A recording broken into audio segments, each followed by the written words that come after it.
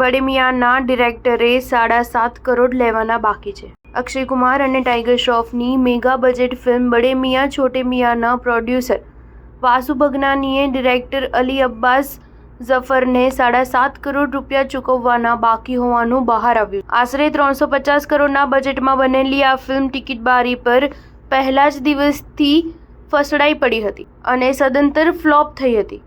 તેના કારણે નિર્માતા વાસુ ભગનાનીએ પોતાની આલિશાન ઓફિસ વેચી દેવી પડી હતી। ફિલ્મના અક્ષય કુમાર સહિતના કલાકારોનું પેમેન્ટ પણ બાકી હોવાનું કહેવાય છે। આ દરમિયાન અલી અબ્બાસ ઝફરે પોતાની દિગ્દર્શન ફીના 7.5 કરોડ બાકી પેમેન્ટ માટે દિગ્દર્શક એસોસિએશનમાં ઘા નાખ્યા બાદ આ મામલો સિને કલાકારો અને કસ્બીઓના ફેડરેશનમાં પહોંચ્યો છે।